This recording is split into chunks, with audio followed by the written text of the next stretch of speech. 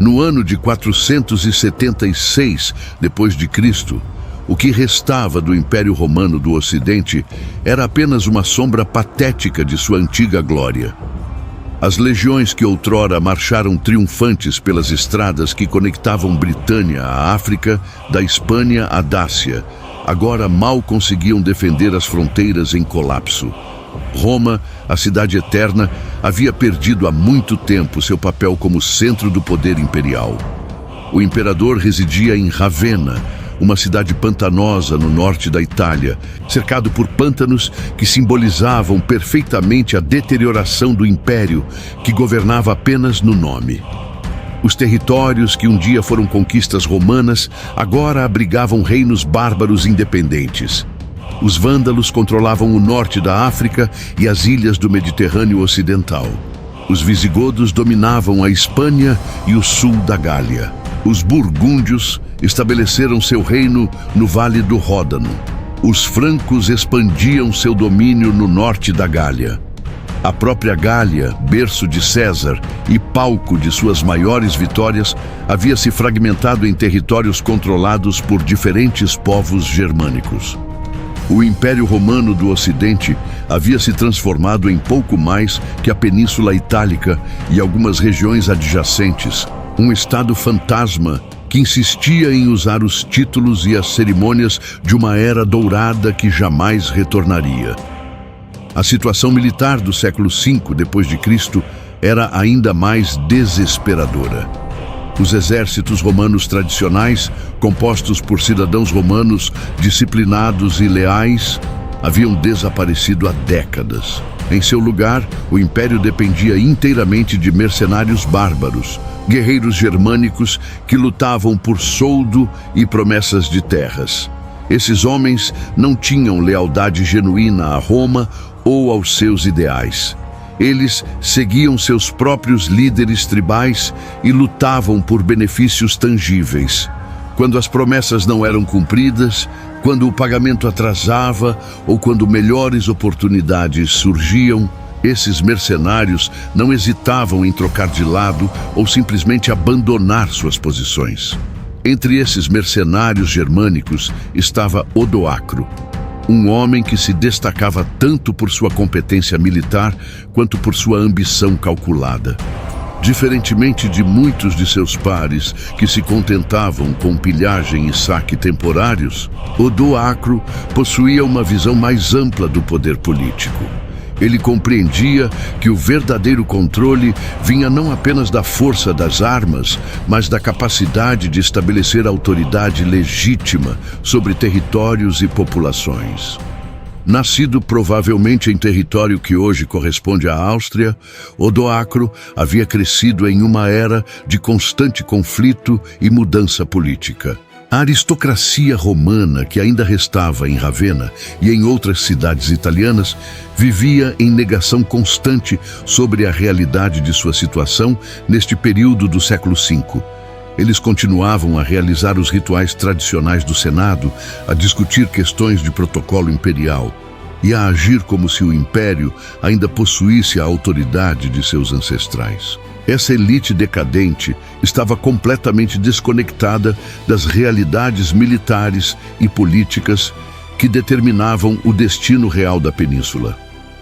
Eles dependiam inteiramente da proteção de mercenários bárbaros, mas se recusavam a reconhecer que essa dependência havia invertido fundamentalmente a relação de poder. Os imperadores desta época eram figuras patéticas, frequentemente crianças ou jovens, manipulados por generais ambiciosos ou parentes poderosos. Eles subiam ao trono através de conspirações palacianas e golpes militares. Governavam por períodos breves e instáveis e, frequentemente, encontravam fins violentos. A própria instituição imperial havia se tornado uma farsa, um teatro político sem substância real. O verdadeiro poder residia nas mãos daqueles que controlavam os exércitos mercenários. E esses homens eram, em sua maioria, líderes bárbaros com suas próprias agendas políticas. A decadência política havia atingido níveis extraordinários nestes últimos anos do século V, quando imperadores eram feitos e desfeitos com frequência alarmante. Os exércitos que supostamente defendiam o império eram compostos quase exclusivamente por soldados de origem não romana, homens que lutavam por promessas de terra e riqueza, mas que não possuíam vínculos emocionais ou culturais com os territórios que defendiam. Odoacro nasceu em um mundo onde a distinção entre romano e bárbaro havia se tornado cada vez mais irrelevante para aqueles que buscavam poder real. Filho de um chefe tribal germânico, ele cresceu em uma cultura guerreira que valorizava a competência militar, a lealdade pessoal e a capacidade de liderança demonstrada em campo de batalha. Diferentemente da aristocracia romana, que herdava títulos e posições através de nascimento, os líderes germânicos precisavam constantemente provar seu valor através de ações concretas. Esta diferença fundamental na cultura política moldou profundamente o caráter e as ambições de Odoacro. Durante sua juventude, Odoacro serviu em diversos exércitos mercenários que operavam nas fronteiras do império. Ele lutou ao lado de godos, hunos, suevos e outros povos germânicos, adquirindo uma compreensão profunda das táticas militares, das dinâmicas políticas tribais e das oportunidades que existiam no mundo fragmentado do século V. Esta experiência diversificada lhe deu uma perspectiva única sobre as fraquezas e vulnerabilidades do sistema político romano, bem como sobre as ambições e capacidades dos diferentes povos bárbaros que agora dominavam grandes porções do antigo império. O que distinguia Odoacro de muitos outros líderes mercenários era sua capacidade de pensar além da pilhagem imediata. Enquanto muitos de seus contemporâneos se contentavam com campanhas de saque que forneciam riqueza temporária, Odoacro compreendia que o verdadeiro poder vinha do controle territorial permanente e da capacidade de estabelecer estruturas administrativas duradouras. Ele havia observado como líderes como Teodorico, o Grande, e outros reis germânicos haviam conseguido estabelecer reinos estáveis nas antigas províncias romanas, e essas observações influenciaram profundamente sua própria estratégia política. Sua reputação como comandante militar cresceu rapidamente entre as tropas mercenárias que serviam o Império Romano do Ocidente. Os soldados germânicos respeitavam líderes que demonstravam competência em batalha e que se preocupavam genuinamente com o bem-estar de seus homens. Odoacro possuía ambas essas qualidades em abundância. Ele era conhecido por sua bravura pessoal em combate, sua capacidade de tomar decisões táticas eficazes sob pressão e, talvez mais importante, sua disposição de lutar pelos interesses de seus soldados quando estes eram negligenciados pelos comandantes romanos. A situação dos mercenários germânicos no exército romano era profundamente problemática nesta era do século V. Estes homens haviam deixado suas terras natais, frequentemente trazendo suas famílias consigo, com a promessa de receberem terras férteis na Itália em troca de seu serviço militar. Essa promessa de assentamento permanente era crucial para guerreiros que não podiam retornar às suas regiões de origem, seja por causa de conflitos tribais, pressões demográficas ou simplesmente porque haviam queimado todas as pontes ao se associarem com Roma. Para eles, o serviço militar não era apenas uma fonte de renda temporária, mas uma aposta em um futuro permanente para suas famílias e descendentes. No entanto, as autoridades romanas consistentemente falhavam em cumprir essas promessas. Os generais e administradores romanos viam os mercenários germânicos como ferramentas militares temporárias, não como futuros cidadãos ou colonos permanentes. Eles usavam os serviços desses guerreiros quando necessário, mas relutavam em ceder terras valiosas na Península Itálica para assentamento bárbaro. Esta política míope criava uma fonte constante de tensão e ressentimento entre as tropas mercenárias, que se sentiam exploradas e traídas por aqueles a quem serviam. Odoacro compreendeu que esta tensão representava uma oportunidade política extraordinária. Se ele pudesse canalizar o descontentamento dos mercenários germânicos em ação política coordenada, poderia não apenas satisfazer as demandas legítimas de seus seguidores, mas também estabelecer uma base de poder que lhe permitiria controlar efetivamente a Península Itálica. Esta percepção estratégica o distinguiu de outros líderes mercenários que viam apenas a dimensão militar imediata dos conflitos em que estavam envolvidos. Sua educação militar havia sido completamente prática. Odoacro aprendera táticas de combate não através de manuais teóricos, mas através de experiência direta em dezenas de campanhas diferentes. Ele compreendia intimamente as capacidades e limitações tanto das tropas germânicas quanto das formações militares romanas remanescentes. Esta experiência lhe deu uma vantagem significativa sobre comandantes que haviam sido educados exclusivamente na tradição militar romana, que havia se tornado obsoleta diante das realidades do combate do século V. No Palácio de Ravenna, isolado do mundo real por camadas de protocolo bizantino e adulação cortesã, reinava um adolescente cujo nome seria lembrado pela história por razões que ele jamais poderia ter imaginado. Rômulo Augusto tinha apenas 14 anos quando foi elevado ao trono imperial em 475 d.C. Seu nome carregava ecos dos fundadores de Roma: Rômulo, o lendário primeiro rei, e Augusto, o primeiro imperador. Mas essa coincidência nominal apenas tornava mais irônica sua posição como o último imperador do Ocidente. Rômulo Augusto não chegou ao poder através de qualquer mérito próprio, ou mesmo através dos mecanismos tradicionais de sucessão imperial. Ele foi colocado no trono por seu pai, Orestes, um general romano de origem germânica que havia servido como secretário do temido rei dos Hunos, Átila, antes de transferir sua lealdade para Roma. Orestes representava perfeitamente a complexidade étnica e política do Império Tardio. Um bárbaro romanizado que havia alcançado posições de poder através de competência militar e astúcia política, mas que permanecia essencialmente um outsider na elite tradicional romana.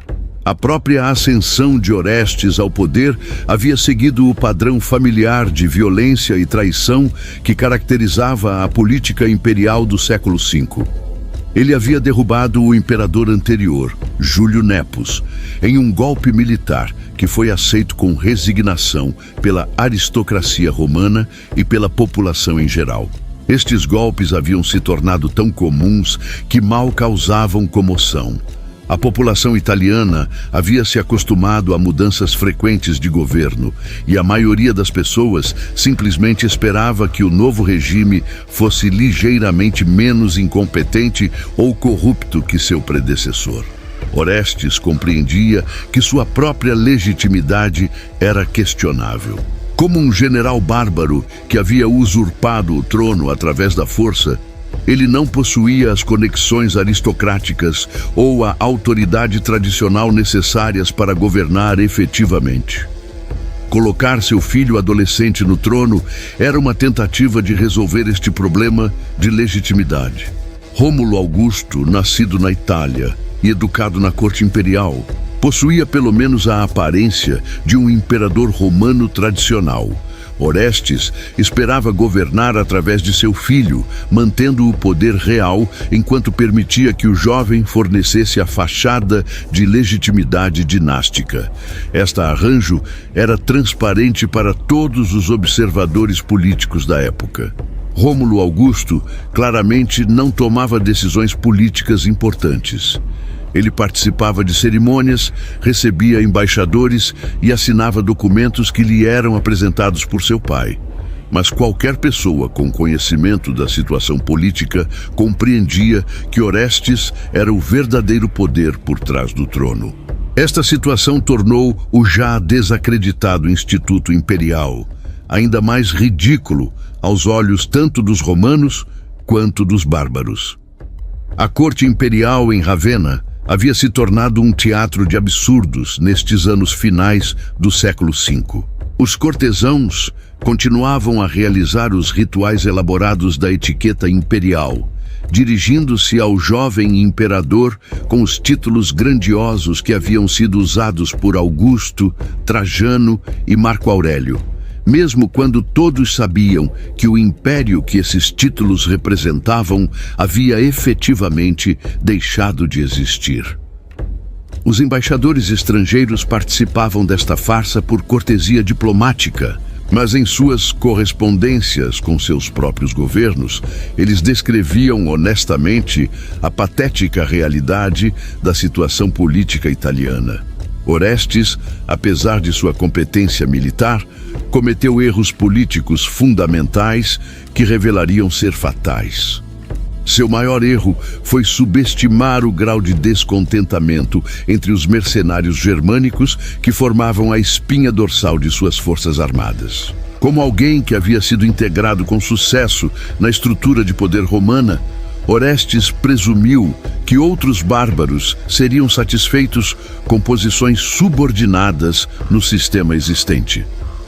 Ele não compreendeu que uma nova geração de líderes germânicos, representada por homens como Odoacro, não estava mais disposta a aceitar a subordinação permanente a uma autoridade romana que havia claramente perdido sua capacidade de cumprir suas próprias promessas. O jovem imperador passava seus dias em atividades que eram simultaneamente luxuosas e vazias de significado político real.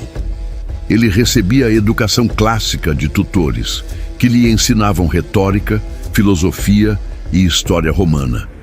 Mas esta educação era completamente irrelevante para as realidades políticas e militares que determinavam o destino de seu império.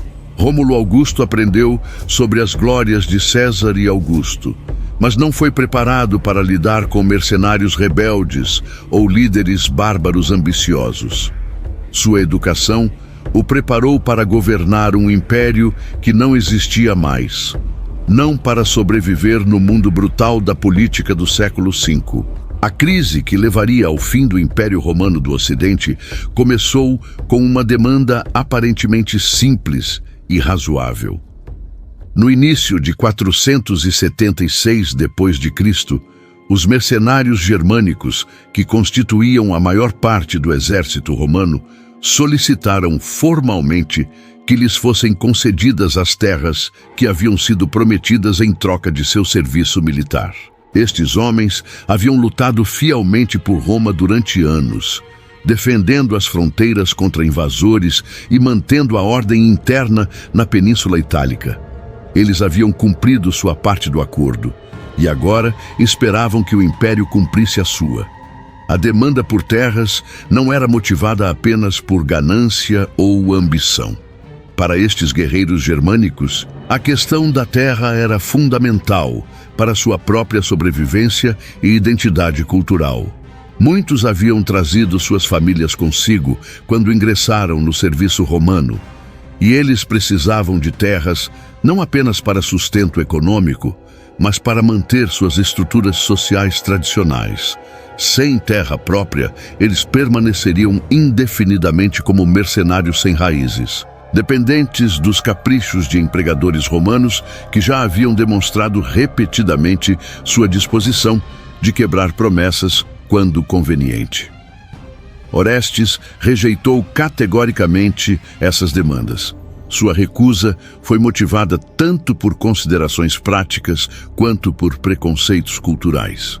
Do ponto de vista prático, conceder grandes extensões de terra italiana a colonos germânicos significaria despojar proprietários romanos existentes, uma medida que alienaria a aristocracia rural, da qual Orestes ainda dependia para apoio político. Além disso, Orestes temia que o assentamento permanente de populações germânicas na Itália aceleraria a barbarização da península, um processo que ele, como um bárbaro romanizado, ironicamente buscava retardar. Mais profundamente, a recusa de Orestes refletia sua incapacidade de compreender que o equilíbrio de poder havia mudado fundamentalmente neste período do século V. Ele ainda pensava em termos das antigas relações entre Roma e os bárbaros, onde Roma ditava termos e os bárbaros os aceitavam por necessidade. Esta perspectiva estava completamente desatualizada em relação à realidade política da época. Os mercenários germânicos não eram mais suplicantes desesperados por emprego romano. Eles eram guerreiros competentes que possuíam alternativas viáveis ao serviço imperial. Quando a notícia da recusa de Orestes se espalhou entre as tropas mercenárias, a reação foi de raiva e determinação. Os soldados germânicos sentiram-se traídos e humilhados por aqueles a quem haviam servido lealmente. Eles começaram a se organizar espontaneamente, discutindo suas opções e procurando líderes que pudessem articular suas demandas e organizar uma resposta efetiva. Foi neste momento crítico que Odoacro emergiu como a figura central do movimento. Odoacro possuía qualidades únicas que o tornavam o líder ideal para esta situação. Sua experiência militar lhe dava credibilidade entre os soldados. Sua compreensão da política romana lhe permitia formular estratégias efetivas, e sua ambição pessoal fornecia a motivação necessária para transformar o descontentamento em ação decisiva.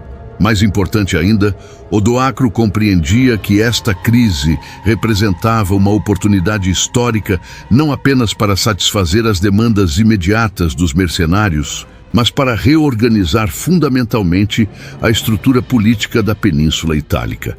A organização da revolta demonstrou a competência organizacional de Odoacro e a profundidade do descontentamento entre as tropas germânicas. Em questão de semanas, Odoacro havia unido, sob sua liderança, não apenas os mercenários diretamente afetados pela recusa de Orestes, mas também outras unidades germânicas estacionadas em diferentes partes da Itália. Estes homens reconheceram em Odoacro um líder que não apenas articulava suas queixas, mas que possuía um plano concreto para resolvê-las definitivamente. A marcha de Odoacro em direção a Ravenna não encontrou resistência significativa. As poucas tropas que permaneceram leais a Orestes eram insuficientes para deter um exército determinado de veteranos experientes. Mais revelador ainda, a população civil italiana recebeu os rebeldes germânicos com indiferença ou até mesmo com alívio. Para muitos italianos, a perspectiva de uma mudança de governo oferecia esperança de maior estabilidade e competência administrativa. O movimento de Odoacro rapidamente ganhou momentum à medida que mais unidades militares se juntavam à rebelião. Os soldados germânicos reconheceram que esta era provavelmente sua única oportunidade de obter as terras que lhes haviam sido prometidas. Eles também compreendiam que se a revolta falhasse, eles provavelmente enfrentariam execução ou exílio forçado. Esta situação de tudo ou nada intensificou sua determinação e solidificou sua lealdade a Odoacro. Em agosto de 476 d.C., os exércitos de Odoacro convergiram sobre Ravenna como uma tempestade há muito tempo anunciada. A capital imperial, construída em meio aos pântanos do Adriático como refúgio contra invasões bárbaras, agora se revelava indefensável contra inimigos que conheciam intimamente suas fortalezas e fraquezas. As mesmas tropas que haviam jurado defender a cidade agora marchavam para conquistá-la, lideradas por um homem que havia servido o império com distinção antes de se tornar seu algoz. Orestes havia subestimado completamente a velocidade e determinação de Odoacro. Confiante em sua capacidade de negociar ou intimidar os mercenários rebeldes, o general romano não havia tomado precauções adequadas para defender sua posição. Quando os relatórios chegaram sobre o avanço das forças de Odoacro, já era tarde demais para organizar uma defesa efetiva. As poucas unidades que permaneceram leais a Orestes eram numericamente inferiores e estrategicamente dispersas, incapazes de oferecer resistência significativa contra um exército unido e motivado. O confronto final ocorreu nas planícies ao redor de Ravenna, em um campo de batalha que simbolicamente representava o fim de uma era. De um lado, as últimas forças do Império Romano do Ocidente, comandadas por um general que havia dedicado sua carreira ao serviço de Roma. Do outro, um exército de mercenários germânicos que havia decidido tomar por conta própria o que lhes havia sido prometido e negado. A batalha foi breve e decisiva, mais um massacre que um combate equilibrado. Orestes lutou com a coragem desesperada de um homem que compreendia que estava defendendo não apenas sua própria vida, mas todo um sistema político que havia durado mais de 5 séculos. Seus soldados, embora superados em número, lutaram com a disciplina e técnica que ainda caracterizavam as melhores tradições militares romanas. Mas coragem e disciplina não eram suficientes contra a superioridade numérica e a motivação feroz dos rebeldes germânicos. A linha romana se fragmentou rapidamente sob o impacto do ataque inicial de Odoacro, e o que havia começado como uma batalha organizada degenerou rapidamente em uma perseguição sangrenta. A captura de Orestes marcou o fim da resistência organizada ao avanço de Odoacro. O general romano foi encontrado ferido entre os corpos de seus soldados mais leais, ainda segurando a espada com a qual havia defendido um império que já não existia, exceto em sua própria mente. Odoacro, demonstrando tanto pragmatismo político quanto crueldade pessoal, ordenou a execução imediata de Orestes. Esta decisão eliminou qualquer possibilidade de contra-revolução e enviou uma mensagem clara sobre suas intenções de estabelecer uma nova ordem política na Península Itálica. A execução de Orestes foi realizada sem cerimônia, um fim inglório para um homem que havia alcançado o poder supremo no Império. Não houve discursos grandiosos ou rituais elaborados, apenas a morte rápida de um obstáculo político que havia se tornado irrelevante. Esta brutalidade eficiente caracterizaria o método de Odoacro de lidar com oposição política. Ele eliminava ameaças de forma decisiva, mas sem sadismo desnecessário ou teatro político. Com Orestes morto e suas forças destruídas, nada impedia Odoacro de marchar sobre Ravenna e confrontar o jovem imperador que havia sido deixado indefeso no Palácio Imperial. A cidade se rendeu sem resistência, seus portões abertos por uma população que compreendia a futilidade de resistir a um conquistador que já havia demonstrado tanto sua competência militar quanto sua disposição de usar violência quando necessário. Os nobres e funcionários imperiais que haviam servido Orestes fugiram, esconderam-se ou tentaram negociar termos favoráveis com o novo poder. Quando Odoacro entrou no Palácio Imperial de Ravenna, ele encontrou um ambiente que resumia perfeitamente a decadência do império que estava prestes a destruir. Os salões decorados com mosaicos elaborados e estátuas de imperadores há muito mortos contrastavam drasticamente com a realidade política de um Estado que havia perdido qualquer capacidade real de governar. No centro desta farsa arquitetônica estava Rômulo Augusto, um adolescente aterrorizado que subitamente se viu face a face com o homem que determinaria seu destino e o destino do último vestígio do Império Romano do Ocidente. A conquista de Ravenna foi conduzida com disciplina militar impressionante. As tropas de Odoacro não se entregaram à pilhagem indiscriminada que caracterizava muitas conquistas bárbaras da época. Esta contenção demonstrou tanto o controle que Odoacro exercia sobre seus homens, quanto sua compreensão de que ele precisaria governar esta cidade e sua população no futuro próximo. A destruição desnecessária apenas complicaria seus objetivos políticos de longo prazo. O encontro entre Odoacro e Rômulo Augusto no Palácio Imperial de Ravenna representou um dos momentos mais simbolicamente poderosos da história mundial. Aqui estava o líder bárbaro que havia conquistado o poder através de competência militar e astúcia política, confrontando o último representante de uma dinastia imperial que remontava a Júlio César e Augusto. A disparidade entre os dois homens era gritante.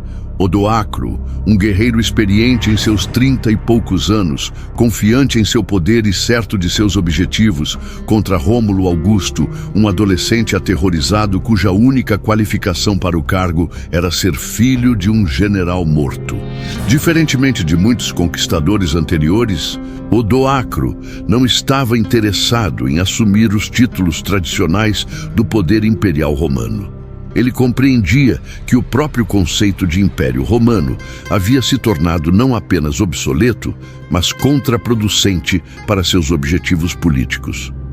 Assumir o título de imperador romano significaria aceitar as limitações e expectativas associadas a essa posição, incluindo a necessidade de manter ficções políticas que não serviam aos seus propósitos. Odoacro tinha objetivos mais práticos e realizáveis que governar um império fantasma.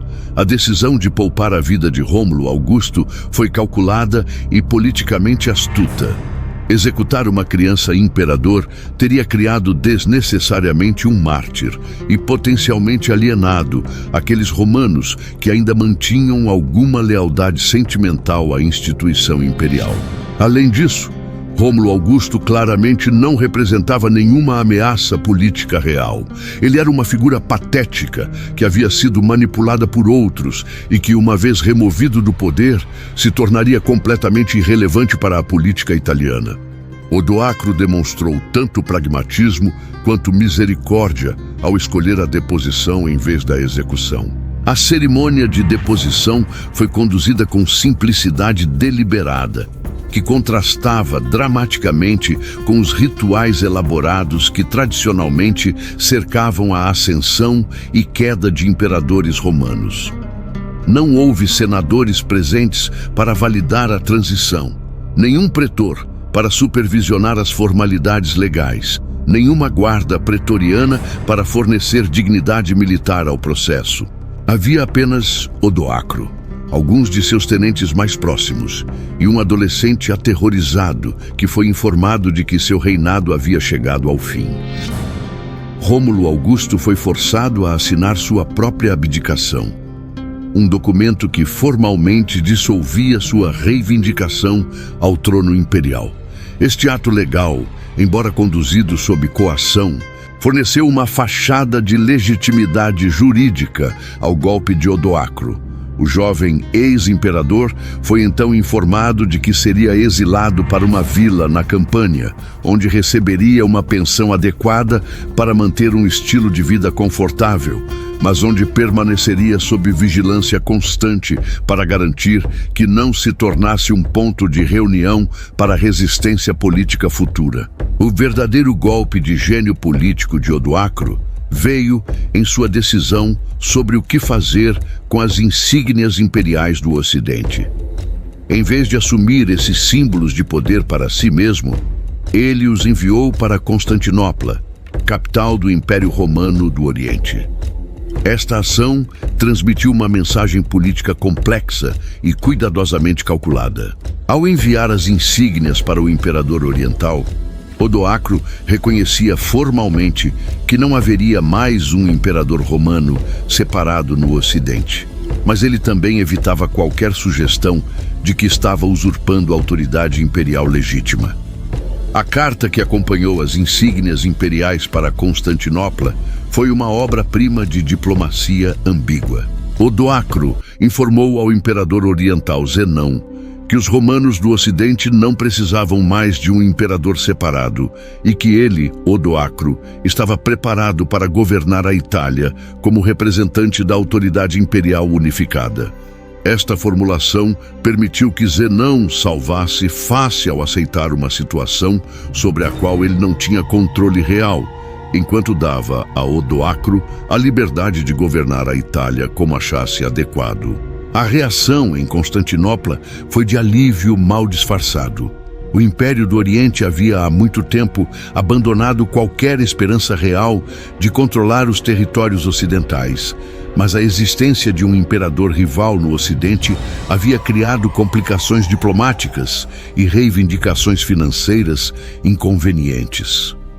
A eliminação do Império Ocidental como entidade política separada simplificou significativamente a situação para os governantes orientais, permitindo-lhes concentrar seus recursos na defesa de seus próprios territórios contra ameaças persas e outras pressões orientais. O ato de deposição em si foi conduzido com uma brevidade que refletia a irrelevância política do jovem imperador. Rômulo Augusto não tentou resistir ou fazer discursos dramáticos sobre a dignidade imperial. Ele simplesmente aceitou sua deposição, com a resignação de alguém que nunca havia realmente compreendido o poder que supostamente exercia. Esta passividade tornou o fim do império ainda mais anticlimático, mas também demonstrou o grau em que a instituição imperial havia se tornado vazia de significado real.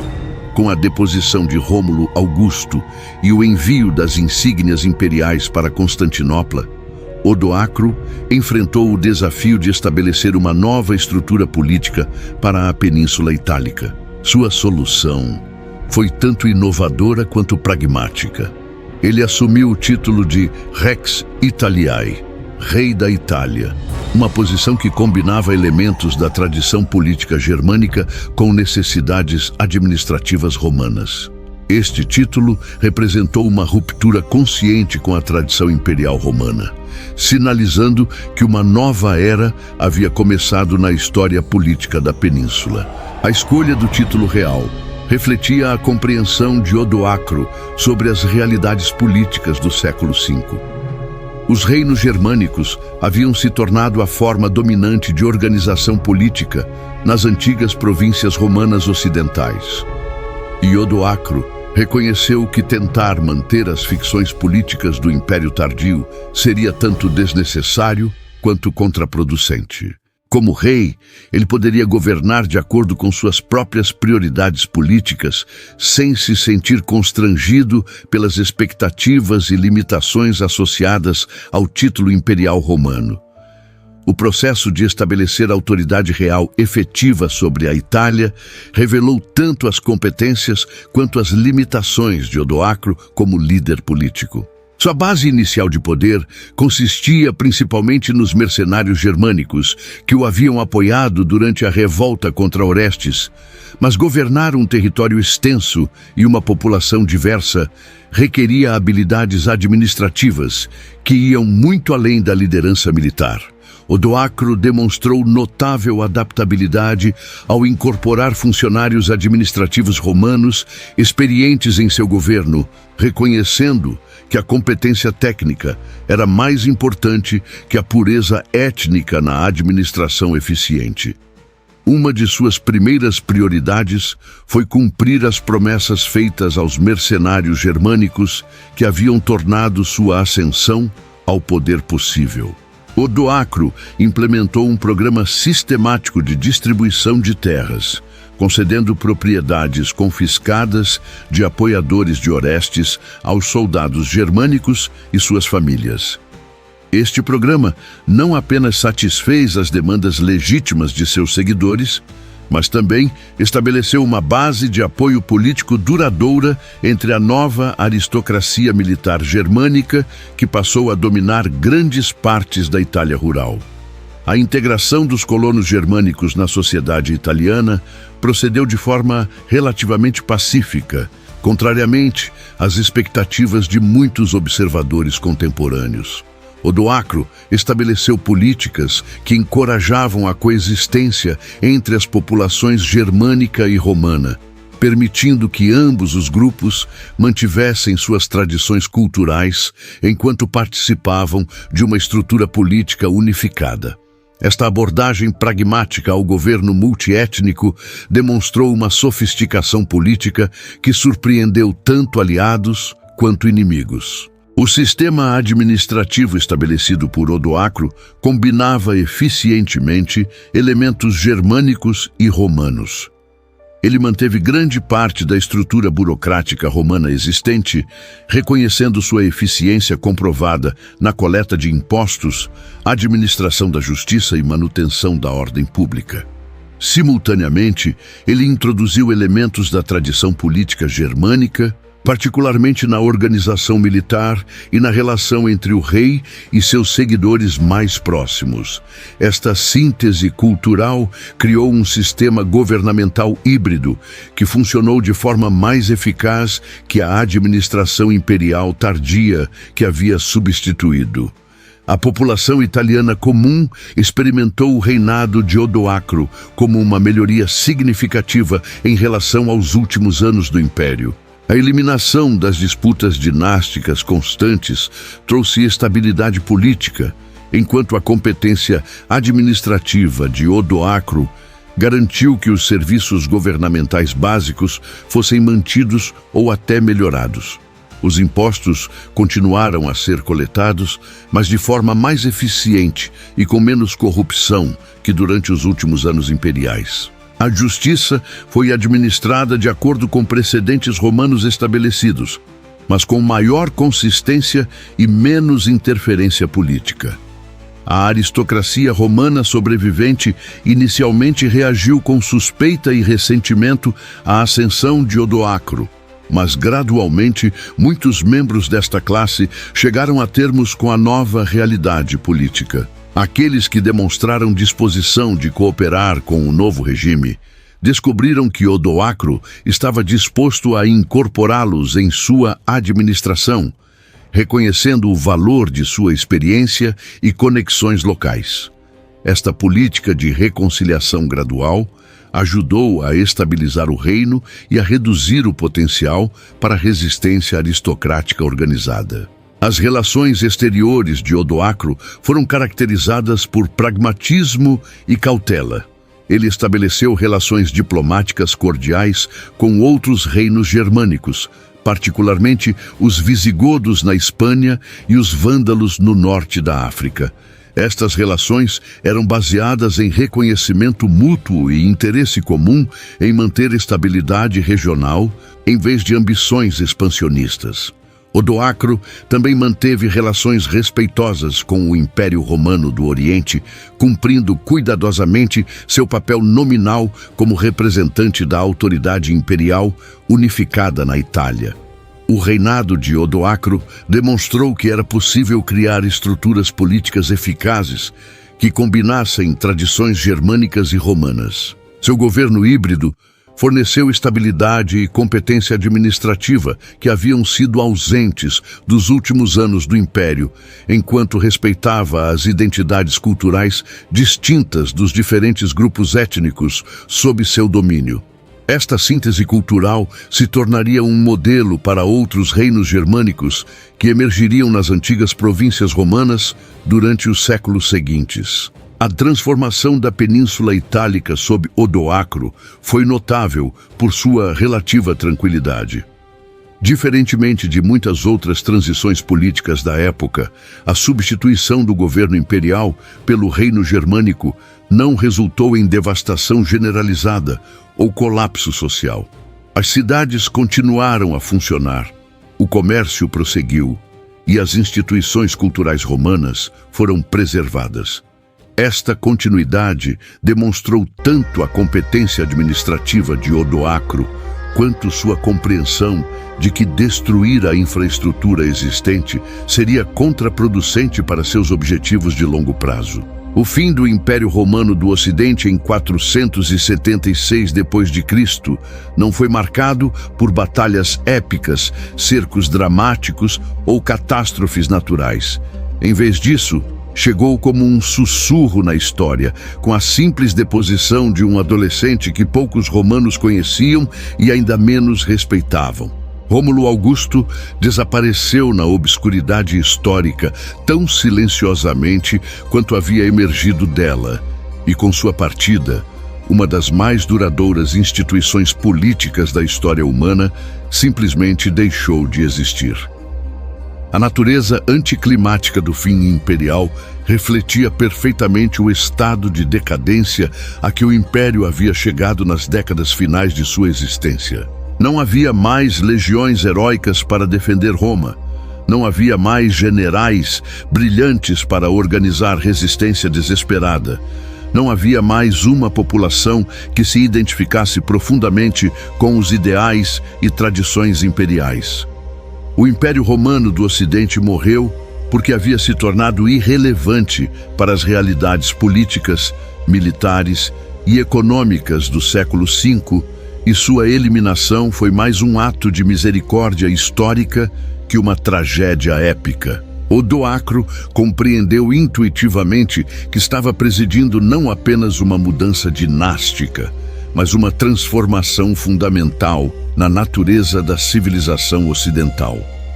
O sistema político que havia dominado o Mediterrâneo Ocidental por mais de 5 séculos estava sendo substituído por algo completamente diferente. Os reinos germânicos, que agora controlavam antigas províncias romanas, representavam não apenas uma mudança de liderança, mas uma reorganização completa das estruturas sociais, culturais e econômicas que haviam definido o mundo romano. A facilidade com que o império foi eliminado demonstrou o grau em que havia se tornado uma casca vazia. As instituições que um dia haviam governado territórios da Britânia ao Egito, que haviam construído aquedutos e estradas que duraram milênios, que haviam criado um sistema legal que ainda influencia a jurisprudência moderna, haviam se deteriorado ao ponto de serem incapazes de defender nem mesmo a Península Itálica contra um exército relativamente pequeno de mercenários descontentes. Esta deterioração não havia ocorrido subitamente, mas através de décadas de má administração, corrupção, divisões internas e incapacidade de se adaptar às mudanças históricas. O legado de Odoacro estendeu-se muito além de seu reinado pessoal na Itália. Ao demonstrar que o poder imperial romano poderia ser eliminado por uma ação militar decisiva e bem coordenada, ele estabeleceu um precedente que influenciaria a política europeia pelos séculos seguintes. Os reinos germânicos que dominaram a Europa medieval deveram sua existência, em parte, ao exemplo estabelecido por Odoacro, de que era possível substituir completamente as estruturas políticas romanas por alternativas funcionais baseadas em tradições não romanas.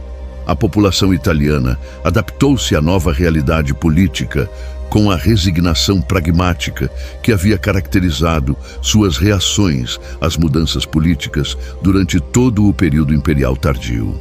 Para a maioria dos habitantes comuns da península, as questões de dinastia e título governamental eram menos importantes que questões práticas de segurança pessoal, tributação justa e administração competente da justiça.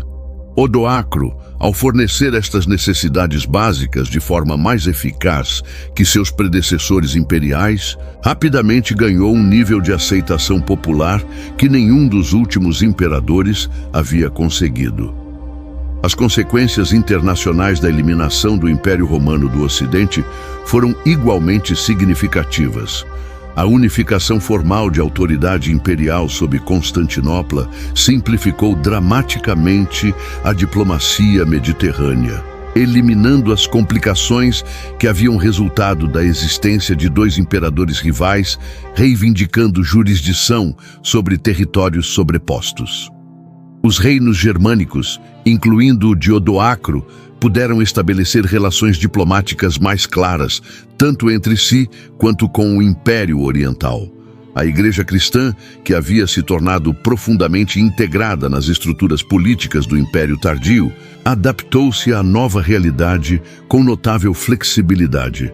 Os bispos italianos rapidamente estabeleceram relações de trabalho produtivas com Odoacro, descobrindo que ele estava disposto a manter os privilégios e prerrogativas eclesiásticas que haviam sido concedidos por imperadores anteriores. Esta continuidade na política religiosa ajudou a suavizar a transição política e a manter estabilidade social durante um período que poderia facilmente ter degenerado em caos. A própria figura de Rômulo Augusto tornou-se um símbolo poderoso da futilidade de tentar manter instituições políticas que haviam perdido sua relevância histórica. Seu exílio confortável na Campânia representou o destino de todo um sistema político. Não destruído violentamente, mas simplesmente posto de lado, como algo que não tinha mais utilidade prática. Ele viveu seus anos restantes como um lembrete vivo de uma era que havia passado, irrelevante para os desenvolvimentos políticos contemporâneos, mas preservado como curiosidade histórica. O reinado de Odoacro demonstrou que a competência política e administrativa era mais importante que legitimidade dinástica tradicional na manutenção de autoridade governamental efetiva. Seus 14 anos como rei da Itália foram marcados por estabilidade interna, prosperidade relativa e relações exteriores bem-sucedidas. Quando finalmente foi derrubado por Teodorico e os ostrogodos em 493 d.C., sua queda foi resultado de pressões militares externas, não de descontentamento interno ou incompetência administrativa. A história de Odoacro e a queda do Império Romano do Ocidente ilustra como mudanças históricas monumentais frequentemente ocorrem não através de eventos dramáticos, mas através de transformações graduais que culminam em momentos de clarificação súbita. O Império não caiu em 476 d.C. Ele havia efetivamente deixado de existir décadas antes. Odoacro simplesmente reconheceu esta realidade e agiu de acordo com ela, eliminando uma ficção política que já não servia a propósito útil algum. Sua ação marcou não apenas o fim de um império, mas o início de uma nova era na história europeia, onde os reinos germânicos substituiriam as estruturas políticas romanas como a forma dominante de organização política no Ocidente. O sussurro final do Império ecoou através dos séculos como um lembrete de que até mesmo as instituições mais poderosas podem perder sua relevância e desaparecer quando falham em se adaptar às mudanças de seu tempo. Se você gostou dessa história, se inscreva no canal, curta e deixe seu comentário. Esse é o canal Imperadores. Até a próxima.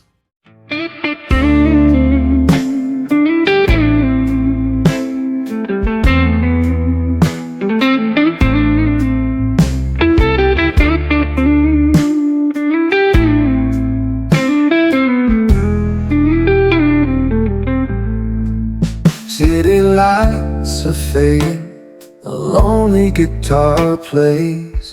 Another day is gone, lost in a memory haze. Got a heavy heart, can't find no peace of mind. Just me and the midnight train, leaving it all behind. Oh, the rhythm of the rails, a low and steady beat, whispering secrets on this empty street. The moon hangs high, a silver tear in the sky. Guess some old blues just never say goodbye.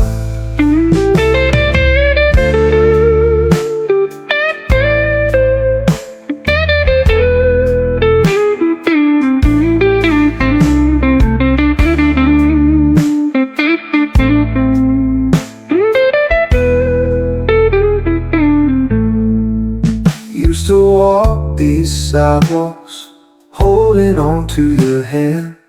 Now it's just a ghost story in this tired